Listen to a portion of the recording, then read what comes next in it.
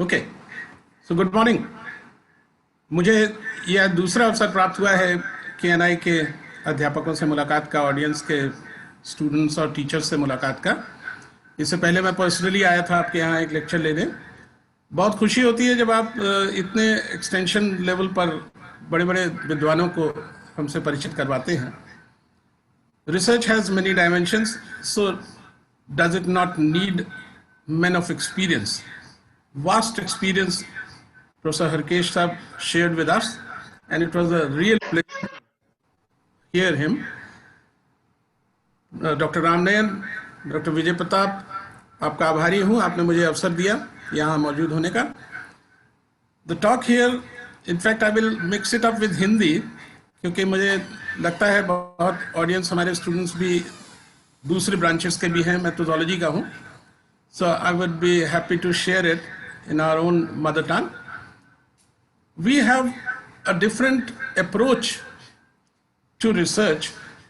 Indeed, when we go in for the laboratory research, seldom do we realize that this is not for us. It has not to be bound within the precincts of the laboratory, and it must reach to our villagers, the common man, the common students. So my idea of research was this. Hence, I expanded my field of research into the field really, besides conducting things in our own atmosphere in the laboratory or department. The one you see is having a summary of what I'm going to present. On the left-hand top, you have venom extracted into these 6 small tubulets, and I'll explain what is it. Honeybee venom. This is the extractor on which we have earned a patent. The students are in the village demonstrating. खाकी Campbell duck एक विलक्षण प्रतिभा की बतख है जो हर दिन एक अंडा देती है, और इसकी ग्रोथ इतनी अच्छी है कि विलेजर्स के लिए ये बहुत सूटेबल है to earn the livelihood. Last में ये डायरेक्टर DBT जो हमारे यहाँ निरीक्षण और गांव वालों को प्रोत्साहित करने आए थे, आपके यहाँ से doctor SP Singh and Indu हमारे यहाँ की रेगुलर विजिटर रही हैं, और इन कॉन्फ्रेंसेस में विलेजर्स के साथ इंटरेक्शन में वो शामिल रहती थी। तो लास्ट में मैं एक चीज़ और जोड़ना चाहूँगा जो सामयिक है, कोरोना की। वो बातें जो हम लोग सुनते चले आए हैं वो भ्रम, और वास्तव में कोरोना है क्या, परिचय जितना समय मेरे पास उपलब्ध है। I will like to introduce you. Excuse me, sir. जी, is it okay? Yes, now it's okay. Thank you. जी, तो ये पहला जो सेंटर में दिख रही हैं आज, ये सेंट्रल यूनिवर्सिटी BBAU में लेक्चरर हैं, असिस्टेंट प्रोफेसर। हनी बी का जो कल्चर गाँव में करते हैं, ये कोई नई बात नहीं है, लेकिन ऐसे आयाम जो हमें लिवलीहुड के लिए कुछ दिशा दिखाते हैं, ये बच्चे बहुत इंटरेस्ट लेते थे, और इसलिए हमारा जो इंटरेस्ट रहा कि कुछ नया इसमें करने की बात करें। केवल हनी बी का नाम आते ही शहद की चर्चा आती है दिमाग में, और वही बाज़ारों में बिकता है, वही हमें बहुत ज़्यादा प्रेरित करता है कि ऐसी चीज़ें हमारे फ़ायदे की हैं। यहाँ हम बताते हैं कि हम दो तरह से लेकर आगे बढ़े। पहला, जो आप राइट हैंड साइड देख रहे हैं, लड़कियाँ और लड़कर ये बना रहे हैं हनी बी बॉक्स। 3000 10,000 ये कीमतें लगाते हैं लोग, और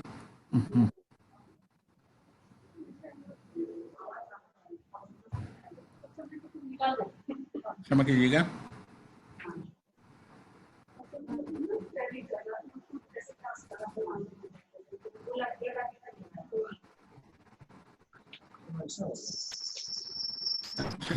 गो बैक।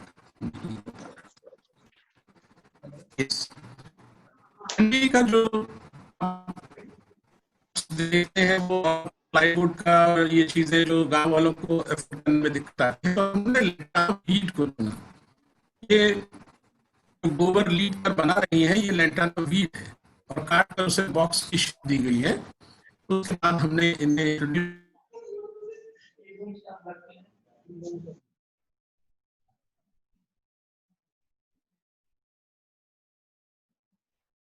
हमने लैंटाना वुड से आ गया जी सर। जी आपको मेरी आवाज आ रही है ना? हेलो, किसी को भी नहीं करेंगे, किसी और को लगाया। आपको मेरी आवाज आ रही है? आ गया सर, ओके। इतने पर लेता हूँ। राइट सर, तो मैं ये बता रहा था कि जो हमने हो गया लैंटाना सर, वुड्स से आ गया सर। जी, आपको मेरी आवाज आ रही है ना?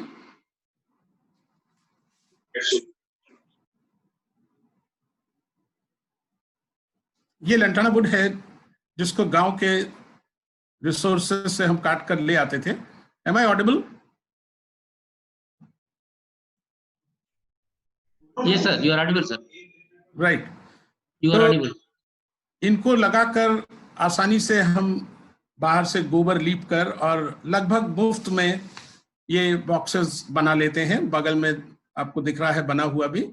तो इस तरह से गांव वालों को व्यवसाय भी मिल जाता था। और उसके बगल में आप देख रहे हैं तालाब है। बहुत अच्छे एरियाज हैं जहां गांव वालों ने तालाब में झींगा कल्चर कर रखा था, महाझींगा।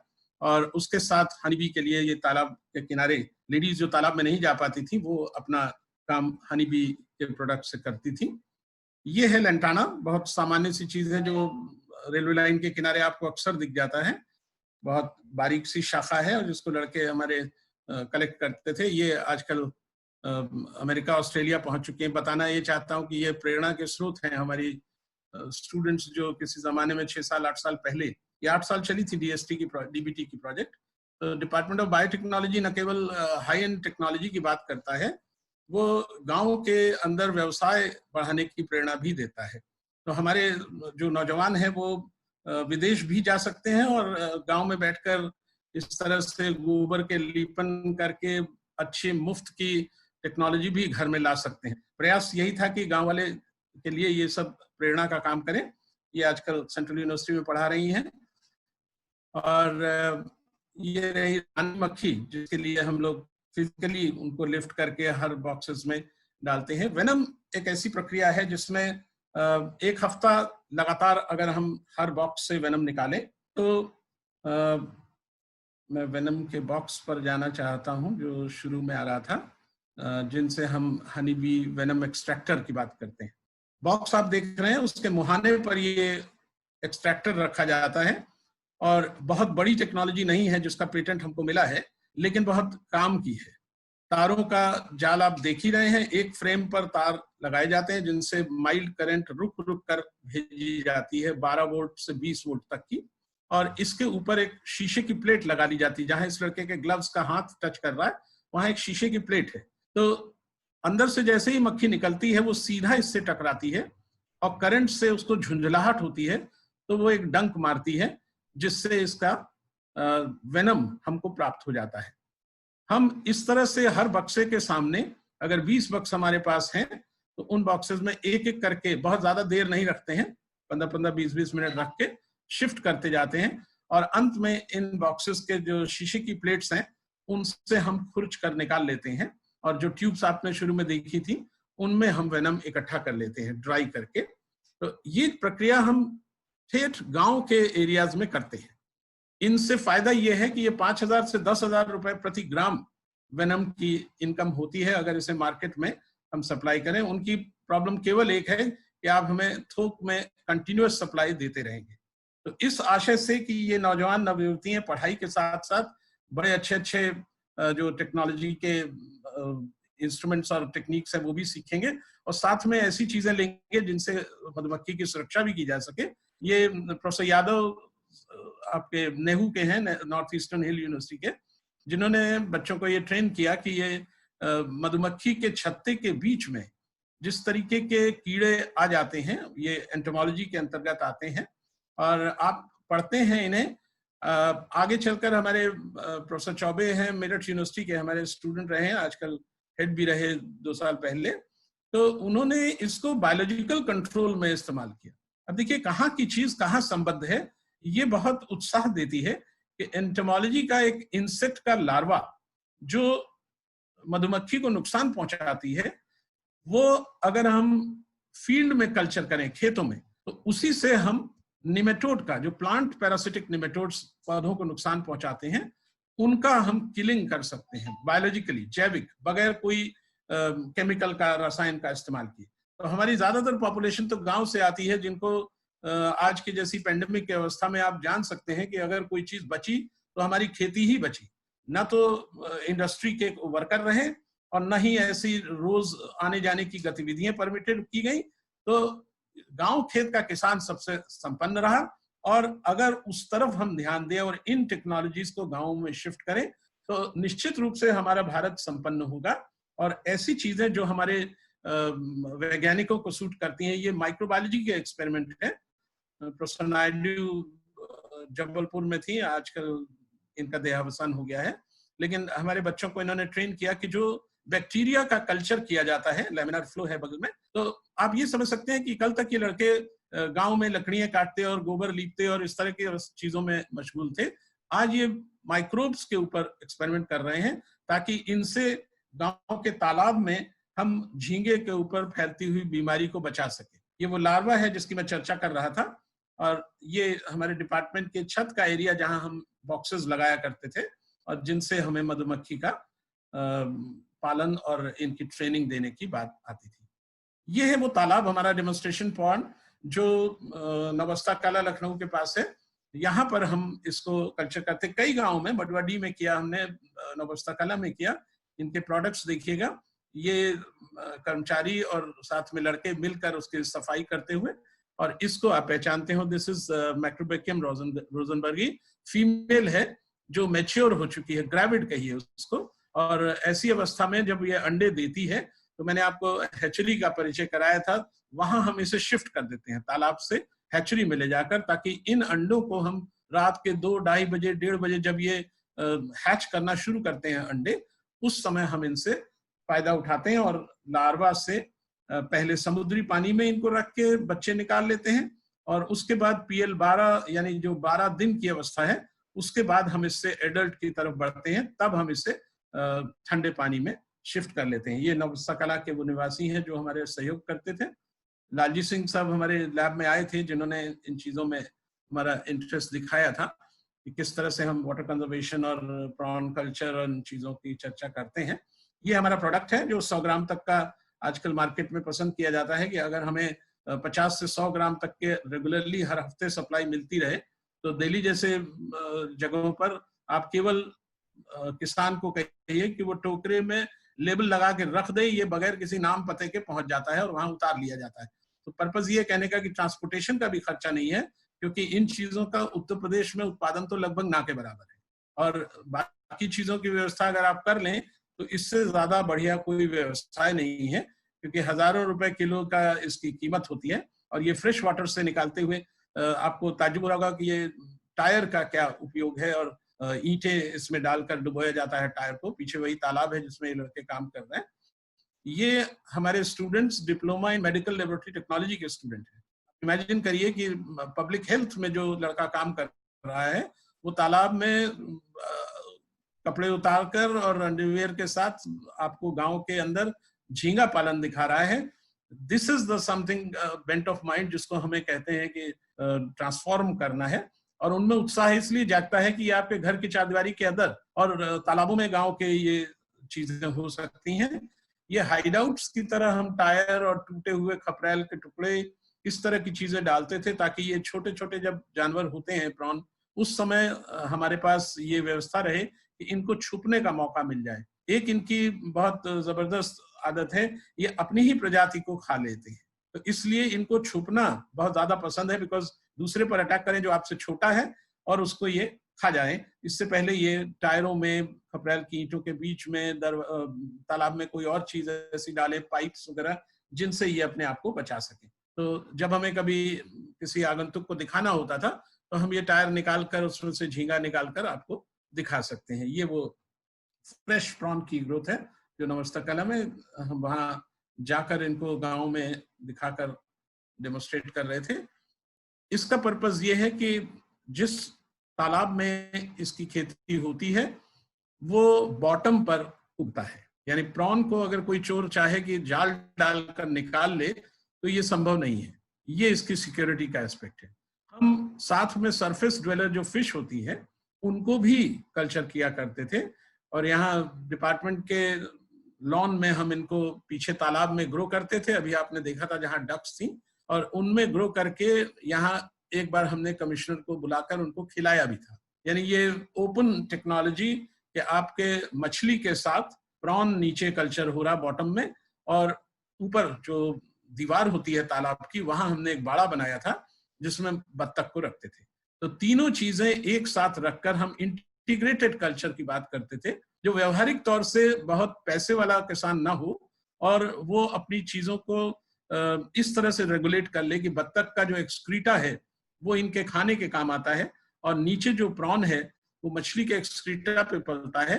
तो तीनों चीजें एक साइकिल कंप्लीट करते हुए हमें प्राप्त हो जाती थी, और इसी तरह से हमें कम लागत में बहुत अच्छे तरह से अलग अलग जंतुओं से प्रेरक भोज्य पदार्थ मिलते थे। ये गांव के वो बच्चे हैं। अब मैं आता हूं, जो कोरोना वायरस की बात हम करते हैं, हमारे पास बाहर फील्ड रिसर्च का महत्व क्या है। मेरा प्रोजेक्शन केवल इसी से रिलेटेड है कि हम लेबोरेटरी कल्चर्स की बात करते हैं जरूर, लेकिन जब हम बाहर निकलते हैं तो हमारे पास उसका एप्लीकेबिलिटी नहीं होती, और तब हम उससे उस घटना से प्रभावित हो जाते हैं। ये वायरस किसी लैब से निकला और आज घर घर में है, बाहर है, सड़कों पर है। कुछ डराते हैं कि साहब हवा में है, ऐसा कुछ नहीं है, हम उसकी बात अभी करेंगे। लेकिन ये है वो उसकी तस्वीर जो स्कैनिंग इलेक्ट्रॉन माइक्रोस्कोपी पर खींची गई है, और अंदर जो पिंक कलर का दिख रहा है केंद्र में, ये है वायरस, और जो किनारे पर्पल कलर की शेड्स में कोशाएं दिख रही हैं वो कोशा के तत्व हैं। तो ऐसी चीजें जो कल्चर तो हो जाती हैं, हमारे शरीर में घुसने का प्रयास करती हैं। ये हमारा कोरोना वायरस है, नीचे जो बॉटम पर दिख रहा है उसमें जगह जगह ये कीलें निकली हुई हैं, इनको कहा ही जाता है स्पाइक। तो ये स्पाइक्स जो हमारे, ये बहुत हाई उस पर रेजोल्यूशन पर खींची हुई तस्वीर है, they are actually in contact with our defense system. ACE2 receptor is on the skin, on the plasma membrane, from where the virus will now try its entry. हमारे जो वायरस की स्पाइक्स हैं, ये हमारे डिफेंस सिस्टम पर attack करके इनको तोड़ने की कोशिश करती है। वही सक्सीड करता है जो इनको तोड़ने नहीं देता। लेकिन ये इतना घातक वायरस है कि इसकी रफ्तार बहुत बढ़ चुकी है, बिकॉज इनमें जो सब्स्टिट्यूशंस किए गए हैं, न्यूक्लियोटाइड से छेड़छाड़ की गई है। स्पाइक प्रोटीन में 12 सब्स्टिट्यूशंस हैं जो कोई बताता नहीं है। और देखा जाए तो प्राकृतिक रूप से यही वायरस, देखिए कोरोना वायरस कोई नया नहीं है, ये इन्फ्लुएंजा वायरस भी कोरोना वायरस है। आप कभी डेटॉल का शीशी को देखें तो आज जो 50 साल से दिखती है आपके हाथ में बाजारों में, उसमें वायरस की जिक्र है, कोरोना वायरस का जिक्र है। लेकिन इस वायरस में ऐसा क्या खास है कि हमें डरा रहा है। इन्फ्लुएंजा होता है, 4-6 दिन आप मेडिसिन नहीं भी लेते। अभी हमारे प्रोफेसर हरिबख्श सिंह जी चर्चा कर रहे थे तुलसी, अदरक, हल्दी, इन सब चीजों से, और आज आप जानते हैं इम्यूनिटी बढ़ाने का यही सब चीजों की मदद हमें मिलती है। इन चीजों के प्रयास के बाद हम वायरस को अपने से दूर रख सकते हैं। दूर रखने का तत्व मतलब क्या हुआ कि हमारे शरीर पर जब ये इन स्पाइक से अटैक करता है, आक्रमण करता है, तो हमारा ACE2 रिसेप्टर टूटता नहीं है। यही है रेजिस्टेंस। अगर ये टूट गया तो प्लाज्मा मेम्ब्रेन जो ऊपर आपको गुलाबी से दिख रही है, उसमें ये भेद करके अंदर घुस जाता है। यही हमारी हार है। अगर वायरस हमारे गले की कोशिकाओं में अंदर घुस गया तो उसके बाद ये अटैक करेगा। अब ये सही बात है कि हम इनको लेबोरेटरी कल्चर में नहीं देख सकते, लेकिन जो भी स्टडीज हमारे पेशेंट्स के साथ हो रही हैं, उनको ये समझ में नहीं आता कि ये हमारे को कैसे नुकसान पहुंचाएगा। इसकी ब्रीफली चर्चा करना चाहूंगा मैं। कोरोना वायरस जब भी कभी अटैक करता है तो इमीडिएटली 1 दिन के अंदर आपको कुछ नहीं होता। इसीलिए कहा जाता है कि आप एसिम्प्टोमेटिक है, कोई लक्षण नहीं दिखाई देते हैं। तो ठीक है, लक्षण नहीं है, लेकिन वायरस अंदर आ गया तो आपके गले में खराश होगी, हल्का सा गला टाइट होता लगेगा, जुकाम की परेशानी महसूस होती होगी। फीवर तक आ गए तो समझिए आप एडवांस कर गया है, वो 2-3 दिन के बाद फीवर चढ़ जाता है। हमारा कहना यह है कि उस 2-3 दिन, 5 दिन का अवसर आपके पास रहता है। अगर आप गर्म पानी, भाप लें, आजकल कई तरीके की भाप और बनक्शा बनाकर पीना और काढ़ा लेना, ये सब चीजें 5 दिन के अंदर अंदर आप इसे मार सकते हैं गले की कोशिकाओं में। ये वायरस जिंदा नहीं है, ये अनस्टेबल है, ये मरा भी नहीं है। इसकी प्रक्रिया में इसको जरूरत है एक लाइव सेल की। जीवित कोशा अगर आप इसे न लेने दें, मिलने दें, तो ये कभी ACE2 रिसेप्टर को तोड़ नहीं पाएगा और हमारे शरीर की कोशा में घुस नहीं पाएगा। तो ये वास्तव में गले की कोशाएं हैं जहां ये अटैक करने की कोशिश करता है। और 5 दिन तक आप अगर गर्म पानी पीते रहते हैं थोड़े थोड़े डिफरेंस के बाद, और इम्यूनिटी को बढ़ाने के तत्व, और जो आपको मैंने भाप की चर्चा की, भाप सबसे ज्यादा इफेक्टिव है क्योंकि नाक के माध्यम से ये कोशाओं पर अटैक करने की कोशिश करता है। ये बहुत ही सॉफ्ट टिश्यूज है और इतने में अगर आपने इसको रोक दिया तो ये हमारे गले की लाइव सेल्स कोशाओं में नहीं अटैक कर पाएगा और नेचुरली हम इससे संक्रमण से छूट जाएंगे। इसलिए बार बार ये जो टीवी पे चर्चा होती है कि आज कोरोना विस्फोट हुआ, उसके नेक्स्ट लाइन में इनको ये नहीं लिखने का याद रहता कि कितने हमारे व्यक्ति ठीक हो गए। और देखिए, ये एक्टिव केसेस ही असली चीज है। जो संक्रमित हुए वो बहादुर लोग हैं और आपके सामने है कि वो उसको मार सकते हैं। 5 दिन के अंदर वो ठीक होके घर जा सकते हैं, यही डॉक्टर्स भी बता रहे हैं। लेकिन हमारे सामने जब प्रोजेक्शन दिया जाता है कि साहब आज कोरोना विस्फोट हुआ, अब पिछले 2 दिनों में एक कल और एक 5 दिन पहले दिल्ली में इनकी संख्या घटी है और किसी एक आध चैनल को छोड़ के कहीं इसकी चर्चा नहीं है कि वायरस का अटैक जो है वो धीमी गति से हो रहा है। अब ये भ्रम जनता में करता है कि शायद हम निसहाय हो गए हैं और ऐसी असहाय परिस्थितियों से हम उबर नहीं पाएंगे। ऐसा कुछ नहीं है। वायरस के साथ हमें अब रहना है क्योंकि हम जुकाम के साथ रहते आ रहे हैं। उसी वैरायटी का, उसी फैमिली का ये वायरस है और जब हम इसे लाइव कोशा में घुसने नहीं देंगे तो ये पेट के माध्यम से, पेट में एसिड होता है, वहां से ये बाहर चला जाएगा। अगर कोशा में चला गया तब ये अपना रोग का एलिमेंट दिखाएगा और आपको तेज बुखार होगा और फिर आपको हॉस्पिटल की जरूरत पड़ेगी। अदरवाइज गले का चोक करने का कोई प्रश्न नहीं है अगर आप सजग हैं। इसलिए बार बार कहा जाता है कि मास्क लगाकर रखें और सोशल डिस्टेंसिंग का इस्तेमाल करें। कोई खर्चा नहीं है इन दवाओं में। फिर भी अगर आप जब बीमार होते हैं तो गर्म पानी लें और उनका सेवन करें, भाप लें। जिस तरीके से 5 दिन में आप वॉच कर पाए, अलर्ट रहिए कि ये आपकी कोशाओं में न जाने पाए। तो ये इसका डिफेंस मैकेनिज्म और हमने कार्यप्रणाली बताई। एक बार ये गले की जीवित कोशाओं में घुसता है तो देखिए वायरस अंदर चला गया। ये रिंग जो है ये आरएनए डिपेंडेंट आरएनए पॉलीमरेज है। जो इस विषय के ज्ञाता हैं उनको ये जानकारी होगी कि इसमें डीएनए नहीं है, आरएनए डिपेंडेंट आरएनए पॉलीमरेज है और ये अंदर जा चुका है। कोशा का जो एनवलप है, बाहरी कवच, वो बाहर छूट गया है और ACE2 रिसेप्टर असहाय होकर किनारे है क्योंकि ये उसको तोड़कर आरएनए हमारी कोशा के अंदर जा चुका है। यही वो स्थिति है जहां पर हमें बचाना है, जिन चीजों के बाद फिर जरूरत पड़ती है कि ये तरह तरह की चर्चाएं आती हैं कि तापमान असर करता है। भारत एक ऐसी डाइवर्सिटी का स्थान है कि इसमें तरह तरह के एनवायरमेंटल पैरामीटर्स काम करते हैं। बाहर के विदेशों में ये कहा जाता है कि 4 डिग्री पर ये मैक्सिमम पनपता है और 23 से 25 डिग्री पर ये समाप्त हो जाता है। लेकिन प्रश्न ये है कि वहां लगभग समान रूप से 4 डिग्री सेंटीग्रेड या और 15 डिग्री और 10 डिग्री टेम्परेचर पे बहुत ठंड रहती है ज्यादातर समय। भारत में ऐसा नहीं है। आप भरवारी, सिराथू, प्रयागराज, सुल्तानपुर देखिए तो इसमें 40 डिग्री तक तापमान जाता है। तो इस हाइपोथेसिस के अनुरूप वायरस सरवाइव नहीं करना चाहिए, लेकिन फिर भी है। अब आप उत्तराखंड को देखिए तो वहां भी इसके अटैक की परिसीमा जो है वो बड़ी लिमिटेड है। प्रश्न ये है कि तापमान एक अकेला फैक्टर नहीं है। एक स्टडी और भी अखबारों में आई थी कि गंगा के किनारे जो शहर बसे हुए हैं उनमें बैक्टीरियोफाज की एक्टिविटी की वजह से ये काम नहीं कर पा रहा है। और हरिद्वार की चर्चा उन्होंने की थी। उस समय 87 इन्फेक्टेड पर्सन्स थे, संक्रमित लोग थे, लेकिन उनमें मरा एक भी नहीं था। उस समय इलाहाबाद में 100 थे और मृत्यु 3 थी। बहुत हैरानगी की चीज यह है कि आज भी भारत में मृत्यु दर 2.3 है। अब अगर इतनी लो लेवल, जो विश्व में सबसे लोएस्ट है, तो फिर हम घबरा किससे रहे हैं? हमने एक भ्रम और फैलाया कि भारत तीसरे स्थान पर आ गया। देखिए, ये चर्चाएं आपको साइंटिफिक होने के नाते उस एनालिसिस की मदद से बिल्कुल ध्वस्त करनी चाहिए कि भारत तीसरे स्थान पर कैसे हो सकता है जब इसकी जनसंख्या 135 करोड़ है।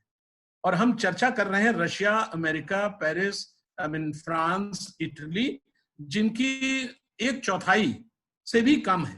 तो अगर उसमें संख्यात्मक विश्लेषण कर रहे हैं आप, तो 32 करोड़ में 5 लाख इन्फेक्टेड हैं और हमारे 135 करोड़ में 5 लाख इन्फेक्टेड हैं, तो नितांत गलत धारणा आपने फैला दी कि भारत तीसरे स्थान पर आ गया। हो ही नहीं सकता। इसकी मृत्यु दर 2.3 है, जो विश्व में कहीं नहीं है। तो ये बिल्कुल दिमाग से निकाल दीजिए। वायरस के साथ हमें रहना है। विविध जगहों पर विविध तापमान का असर, ह्यूमिडिटी का असर इनके ऊपर पड़ता है, लेकिन जहां बंबई और दिल्ली जैसे शहर हैं जिनमें रोज खबरें आती हैं साहब बहुत तेजी से बढ़ रहा है, बहुत ज्यादा तेजी से फैल रहा है, तो उनसे पूछिए खुर्जा में कितनी तेजी से फैल रहा है। सुल्तानपुर के किसी गांव का नाम लीजिए और पूछिए कितनी तेजी से फैल रहा है। हाँ, ये जरूर है दिल्ली में तेजी से फैल रहा है। धारावी में कल तक बहुत तेज था, अब तो धारावी भी कम हो गया बॉम्बे में, और तरह तरह के हाई राइज बिल्डिंग्स के अंदर अब फिल्म स्टार्स को इन्फेक्ट कर रहा है। लेकिन ये क्लस्टर है, ये कोई कम्युनिटी ग्रोथ नहीं है। कम्युनिटी ग्रोथ होता है जो सोर्स न पता लगे और अचानक बैठे बैठे आदमी को होता चला जाए, इसका मतलब हर व्यक्ति में है। और दूसरा, इसकी ग्रोथ एक्सपोनेंशियल हो, यानी 2 दूनी 4, 4 चौको 16, 16 गुणे 16, इस तरीके की ग्रोथ जिस दिन हो जाएगी, आप इसे कम्युनिटी ग्रोथ बताइएगा। अभी ऐसा कुछ नहीं है। कुछ शहरों में ये बहुत ज्यादा है, इसको हम समूह का विकास कह सकते हैं, क्लस्टर ग्रोथ कह सकते हैं। उत्तराखंड में इतना नहीं है, उत्तर भारत में इतना नहीं है, तो ये कम्युनिटी ग्रोथ नहीं हो सकता। केवल लोगों को डराने की कोशिश की जाती है। और ये तो कहा ही जाता है कि न्यूज़पेपर और न्यूज रीडर्स जो है वो सनसनी फैलाने के लिए इन तरह के शब्दों का इस्तेमाल करते हैं। आप टेक्निकली उनको ग्राउंड लेवल पर ले आइए कि क्यों ये वायरस फैल रहा है, 40 डिग्री पर इसका क्या हुआ।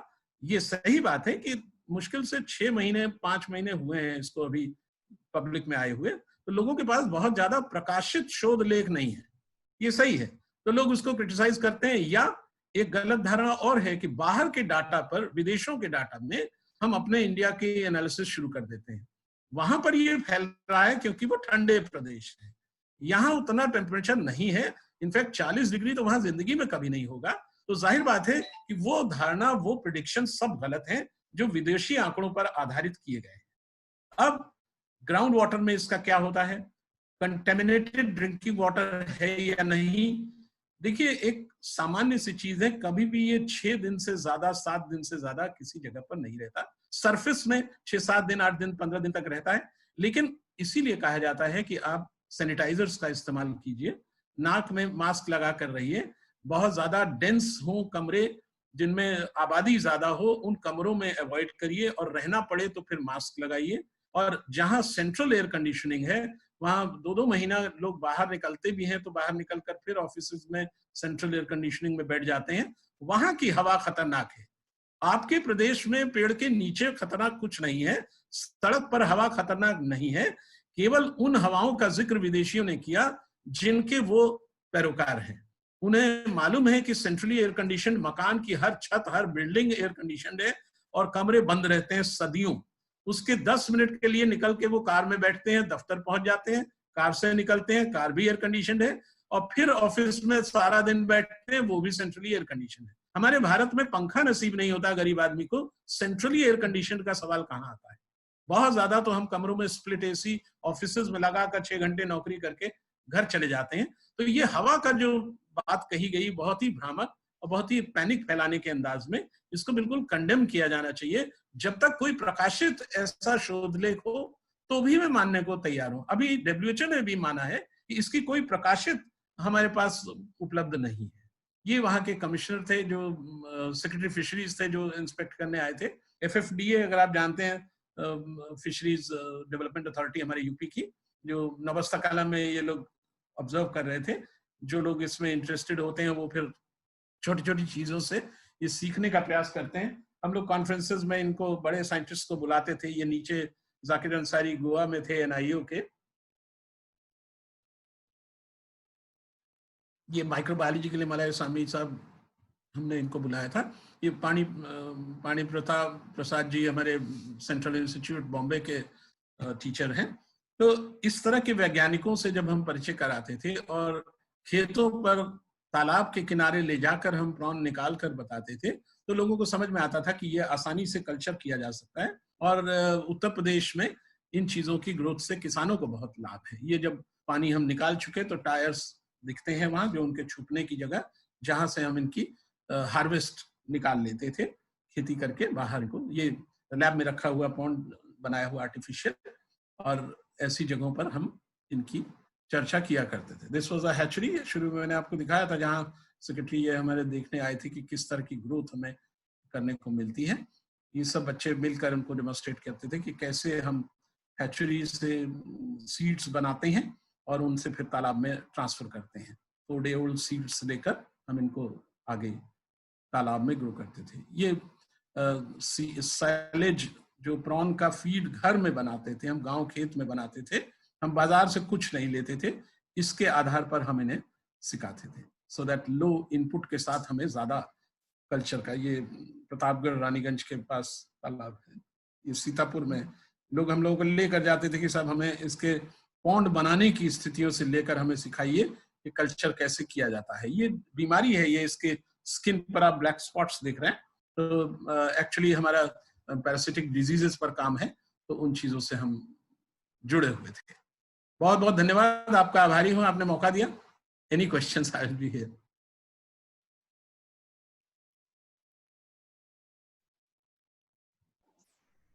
Thank you very much, sir. से लेकर हम इतना विस्तार से हमारे पार्टिसिपेंट्स को हनी बी के बारे में, प्लांट कल्चर के बारे में और बहुत ही सामयिक कोरोना वायरस के बारे में जानकारी देने के लिए सर बहुत बहुत धन्यवाद सर। हमारे पार्टिसिपेंट्स ने सर इस दौरान कुछ क्वेश्चंस भी भेजे हैं चैट्स में। मैं चाहूंगा कि इन क्वेश्चंस पे भी सर आप कुछ एक्सप्लेनेशन और कुछ निगाह दें। तो सर मैं एक क्वेश्चन आपके सामने सर रखना चाह रहा हूँ। पहला क्वेश्चन सर हमको आया है कोरोना वायरस के बारे में कि ये वायरस नेचुरल है या आर्टिफिशियल है सर। एक पार्टिसिपेंट ने सवाल पूछा है, कोरोना वायरस इज नेचुरल और आर्टिफिशियल। जवाब तो मेरे वक्तव्य में यही था कि इन्फ्लुएंजा जुकाम का जो वायरस है वो क्या है। अगर वो नेचुरल है तो उसका बिहेवियर क्या है, आप खुद से सवाल करें, हमारी बात को मत विश्वास कीजिए। इससे कभी किसी को ऐसा नुकसान नहीं हुआ कि आदमी मर गया। जुकाम से इतने आदमियों को प्रभावित किया गया, लेकिन और इससे मौतें हुई, जबकि उसी फैमिली का वायरस है। सबसे विभत्स जो बात हुई है, इतनी तेजी क्यों है इस वायरस में, इतनी तेजी से ये संक्रमण क्यों फैलता है। इन्फ्लुएंजा का वायरस मैं फिर जुकाम पर ला रहा हूं क्योंकि हर आदमी उससे वाकिफ है। आप साथ में रहते हैं, बहुत ज्यादा एक्सपोजर है। मोबाइल है क्या पास में किसी के? ऐसी चीजों का इन्फेक्शन तेज नहीं होता, लेकिन इस वायरस का संक्रमण बहुत तेज हो रहा है। तो जो आर्टिफिशियल की बात आती है वो ये कि जब न्यूक्लियोटाइड इंसर्ट किए गए इसके स्पाइक प्रोटीन में, जो लोग जानकार हैं, स्पाइक मैंने तस्वीर में दिखाया था, इनके बेस में न्यूक्लियोटाइड्स डाले गए हैं, कैंसर का, HIV का और ऐसी चीजें जो हमारे चीनी बंधु सुनना पसंद नहीं करेंगे, कभी स्वीकारेंगे भी नहीं। लेकिन ये सही है कि उन म्यूटेशंस की वजह से इसकी तेजी इतनी बढ़ गई है और वो सर्वव्यापक है। आप मुझे इसका कारण ढूंढकर बताएं तो बहुत तसल्ली होगी।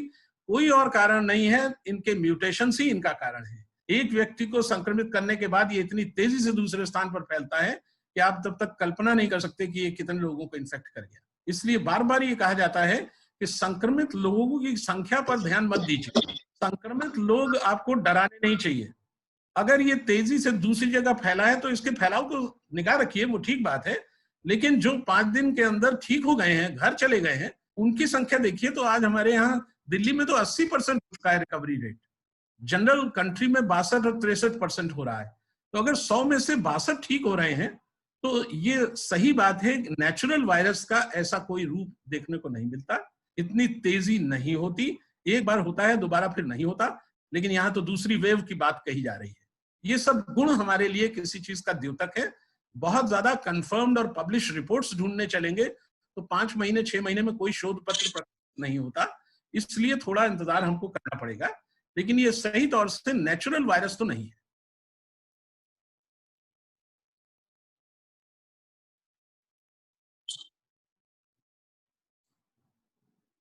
लेकिन यहाँ तो दूसरी वेव की बात कही जा रही है। ये सब गुण हमारे लिए किसी चीज का द्योतक है। बहुत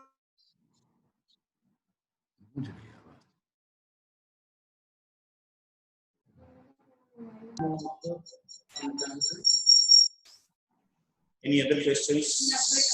Any curiosity by the participants or the organizers? Dr. Mehta sir is with us for some more time. We can have some more, get some more knowledge, some more information.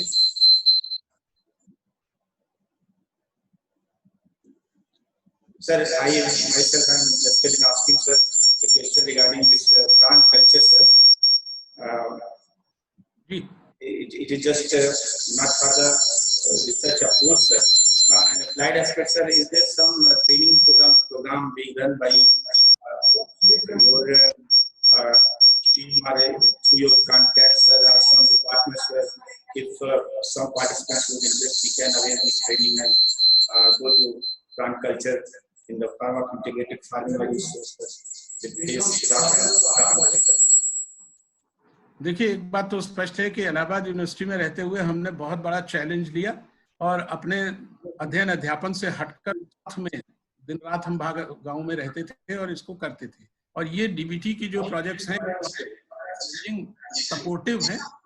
अब आती है कि रेगुलर रूटीन में जिनकी duty है तो ICR से related जितनी संस्थाएं हैं इनके लिए मैंडेटरी है ऐसे गांव तक पहुंचाना।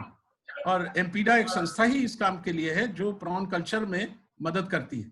मेरे ख्याल आईसीआर इंस्टीट्यूट्स को संपर्क करिए जहां ये हो रहा हो। अब ये जरूर है कि गांव समुद्री किनारों पर तो ये बहुत होता है, लेकिन फ्रेश वाटर प्रॉन के लिए आजकल कोई हिम्मत कर पाता है ये मुझे देखना पड़ेगा। आईसीआर संस्थाओं में ही कोई ऐसा काम करेगा। हमारी कन्वेंशनल यूनिवर्सिटीज में बहुत दिक्कत है क्योंकि आपके टीचिंग के साथ साथ 8-8, 12-12 घंटे गाँव में रहना ये तो हमारी मैंडेटरी हो जाता है और कोई इस जरूरत को समझता नहीं है तो फिर बड़ा हतोत्साहित होता है टीचर। एक अध्यापक के तरह से कह रहा हूँ। बाकी बच्चे तो अगर कोई प्रेरणा लेकर करें तो अब ये मडुआद्वीप में तालाब है वहां वो कर ही रहे हैं। हम लोगों ने एक बार शुरू करा दिया, उसके बाद उनको सीड के लिए पैसे भी दिए। जो चीजें हम लोग कर सकते हैं वही करेंगे, उसके आगे तो इनको खुद ही ले जाना होगा। और गवर्नमेंट का अप्रोच भी यही रहता है कि गाँव वाले खुद उसके आगे बढ़ाएं चीजें।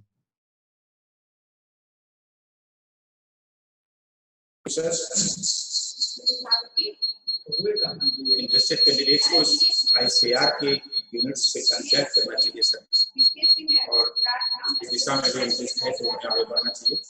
आपकी आवाज गूंज रही है बहुत ज्यादा।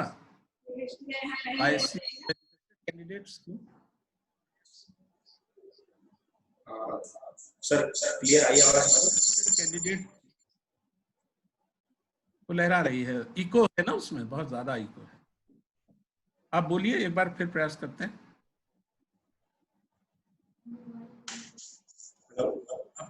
बोलिए एक बार। सर मैं ये कह रहा था सर कि जो आईसीएआर की इंस्टीट्यूशन है जैसे कृषि विज्ञान केंद्र वगैरह, इन जगहों पे अप्रोच करना चाहिए ट्रेनिंग के लिए या एग्रीकल्चर यूनिवर्सिटीज के लिए? बात करें देखिए, साउथ में ये काम बहुत तेजी से हो रहा है। हमारे यहाँ फ्रेश वाटर एरियाज में तो मुझे नहीं लगता कि कोई स्पेसिफिक, अब जैसे पंतनगर है, टेक्नोलॉजी उनके पास है। आजकल ये प्रोग्राम रनिंग है या नहीं इसकी जानकारी मुझे नहीं है, क्योंकि बहुत ज्यादा लोग करते नहीं है, इसमें हिम्मत नहीं जुटा पाते हैं, क्योंकि लगना पड़ेगा तो वो टीचर के लिए दिक्कत होती है। आईसीआर संस्थानों में फिशरीज पर बहुत ज्यादा जोर है, लेकिन साउथ इंडिया के जो इंस्टीट्यूट्स हैं उनको सर्च करिए, उनमें मिलेगा जरूर।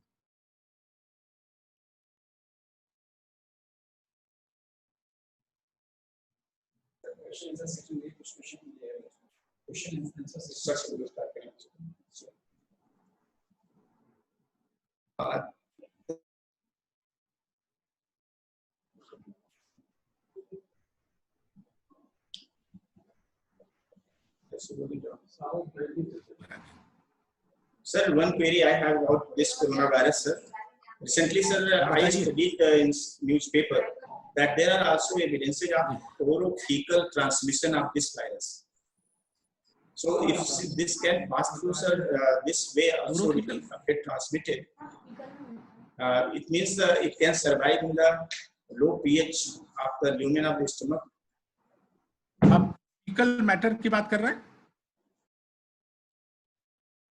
मल की बात कर रहे हैं, फीकल मैटर की बात कर रहे हैं?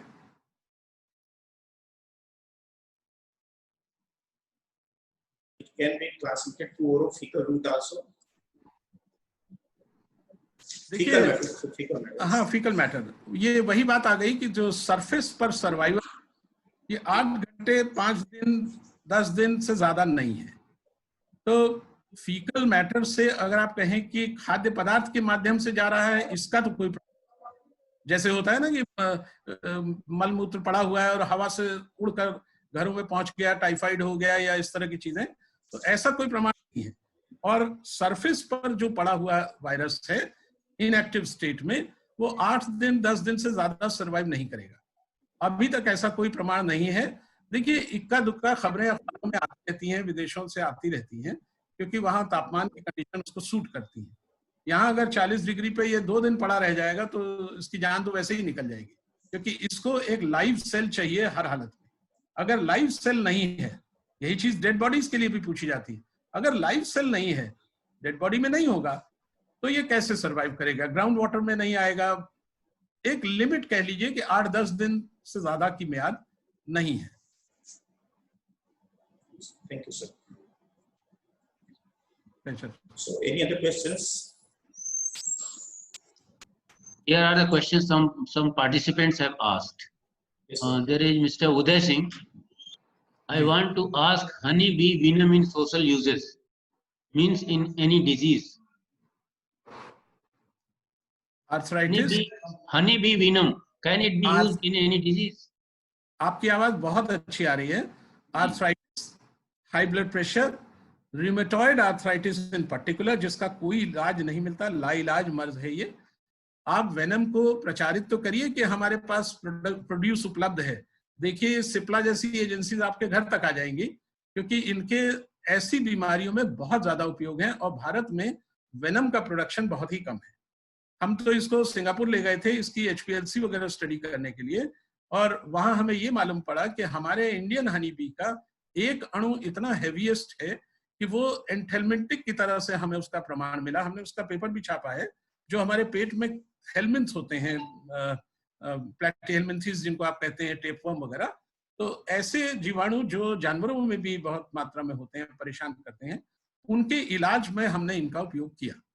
तो जब एक चीज का उपयोग हम देख सकते हैं तो जाहिर है इसकी उपयोगिता बहुत ज्यादा है और आम मेडिसिन में बहुत फ्रीक्वेंटली होता है।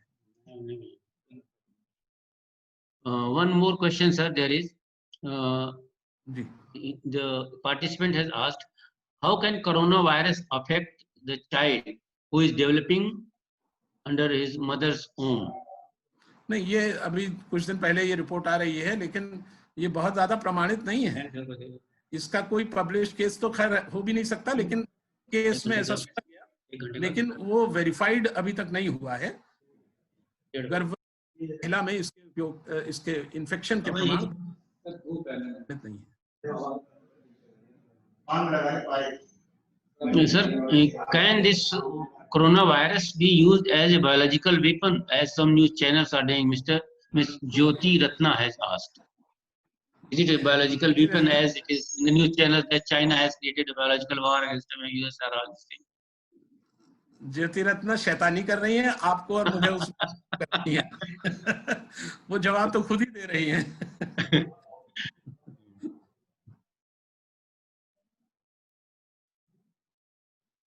Humidity.